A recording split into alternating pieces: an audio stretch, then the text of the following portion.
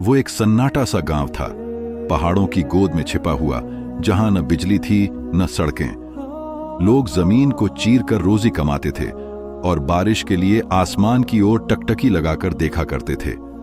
उस गांव के किनारे एक पुराना टूटा फूटा सा कच्चा मकान था, जिसमें उस्मान नाम का एक जवान किसान अपनी बूढ़ी मां के साथ रहता था।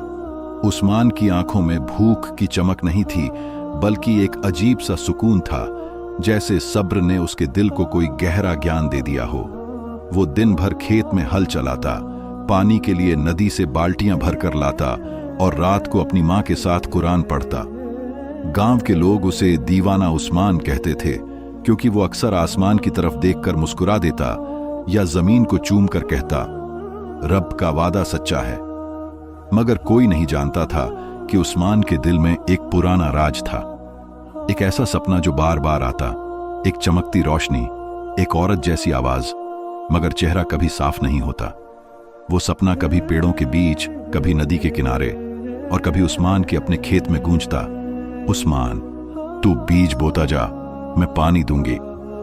एक रात जब आसमान में चांदनी अपने पूरे शबाब पर थी, उस्मान खेत में सजदा करता है।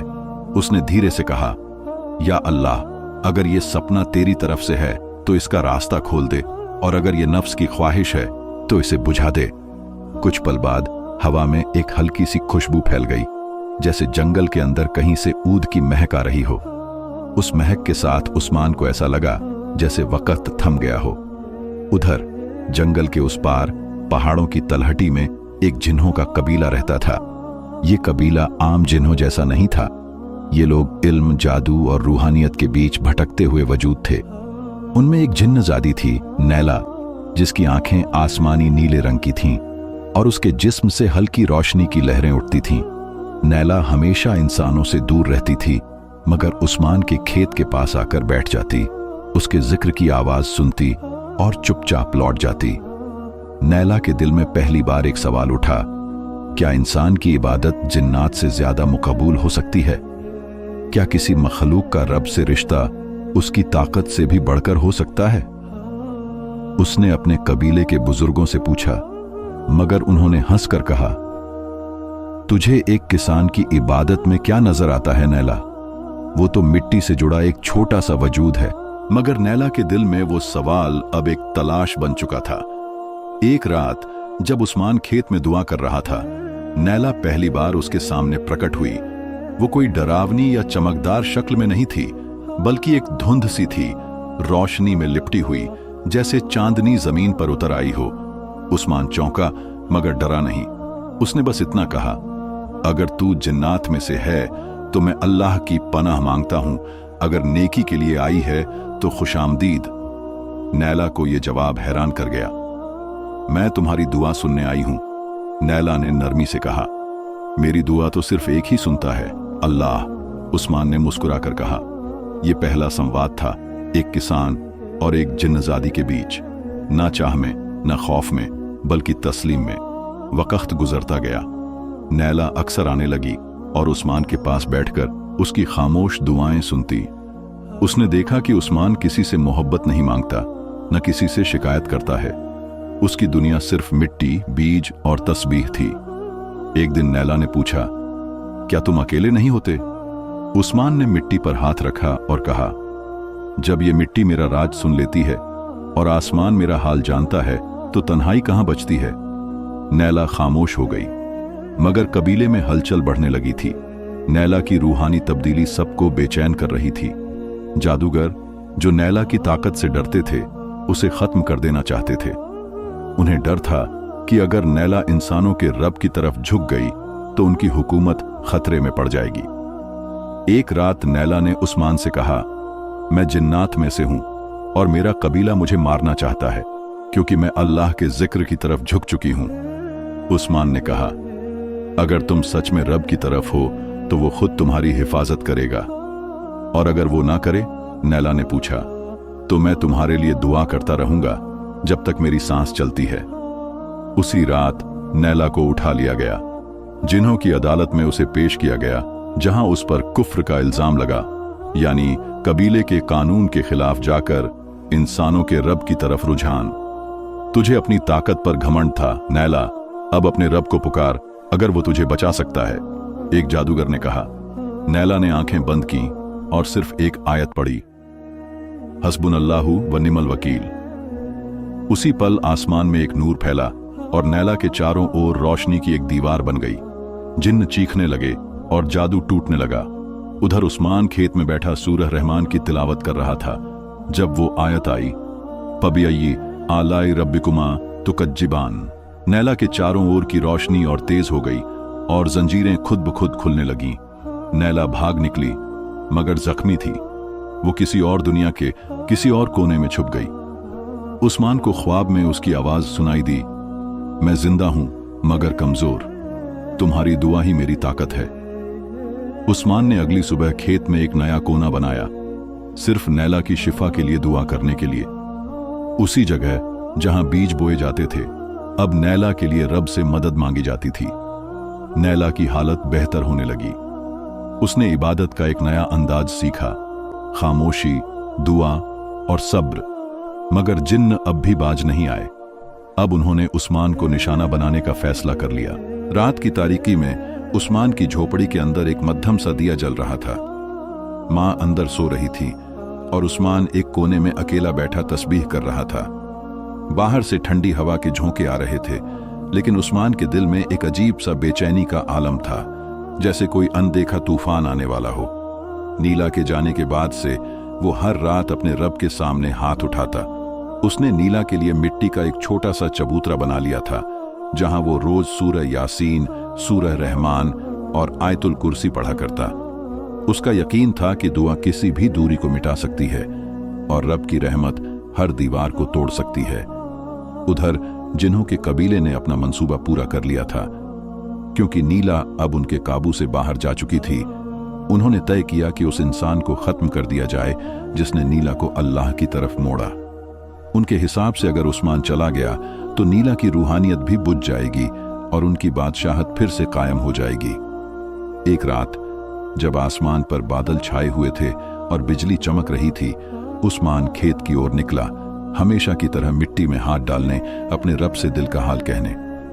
उसके लिए मिट्टी सिर्फ एक जमीन नहीं थी, वो एक सच्चा दोस्त थी जो हर बात सुन लेती है बिना कुछ कहे। अचानक आसपास की हवा भारी सी लगने लगी। खेत जैसे सांस रोककर खड़ा हो गया और फिर एक साया सामने आया, कद में ऊंचा, आंखें काली, दांत चमकते हुए और जुबान सांप जैसी। तू ही है जो हमारी नीला को बहका रहा है, वो साया गुर्राया। उस्मान ने सजदे में सिर रख दिया और जोर से आयतुल कुर्सी पढ़ी। साया पीछे हटा लेकिन हंसकर बोला, अब ज्यादा वक्त नहीं बचा। तुझे खत्म करना मुश्किल नहीं, मगर तेरे रब ने तुझे ढाल दी है। देखना है ये ढाल कब तक रहती है। वो गायब हो गया। उस्मान की पेशानी पर पसीने की बूंदें चमक रही थीं, लेकिन उसकी जुबान पर तस्लीम थी, हस्बुनल्लाहु व निमल वकील।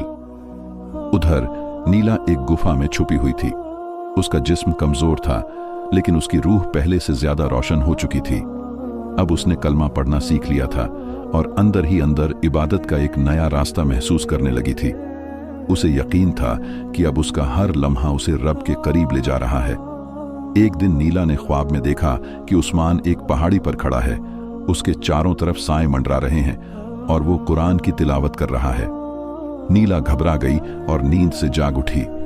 उसने वही आयत पढ़ी जो उस्मान अक्सर पढ़ा करता था, इन्ना मल उसरी युसरा, बेशक हर मुश्किल के साथ आसानी है। अब वो समझ गई थी कि वक्त आ चुका है। अब छुपने का नहीं, अब रब के नाम को खुलकर अपनाने का वक्त है। उसी रात नीला ने वुजू किया। इंसानों की तरह वुजू करना अब उसने सीख लिया था और 2 रकात नफल पढ़े। वो पहली बार एक जिन्नजादी से बदलकर एक सच्ची बंदी बन चुकी थी। उसने दुआ की, या अल्लाह, अगर तू चाहता है तो मुझे उस तक पहुंचा दे। अगर ये रास्ता तेरे लिए है तो मुझे ताकत दे, और अगर ये मेरी ख्वाहिश है तो इसे तोड़ दे। रब की रहमत तो हमेशा ही पास होती है, बस पुकारने का तरीका सही होना चाहिए। सुबह जब उस्मान खेत में काम कर रहा था, उसे दूर से एक रोशनी नजर आई, जैसे बादलों के पीछे से सूरज झांक रहा हो या किसी गुफा से रोशनी का फव्वारा निकल रहा हो। वो पलटा और नीला को देखा। उसके चेहरे पर नकाब था, लेकिन आंखों में वही नूर था जो रब से मुलाकात के बाद आता है। मैं लौट आई हूं उस्मान। उसकी आवाज जैसे हवा के साथ मिल गई हो। उस्मान ने जमीन को चूमा और कहा, अल्लाह तेरा इस्तकबाल करे। नीला बोली, अब मैं सिर्फ एक जिन्नजादी नहीं, रब की बंदी भी हूं। मैं तुम्हारे साथ वो सफर करना चाहती हूं जो रब की तरफ जाता है। उस्मान मुस्कुरा दिया। मां ने जब नीला को देखा तो उसे सीने से लगा लिया और बस इतना कहा, रब का नूर किसी भी शक्ल में आए उसे पहचानना चाहिए।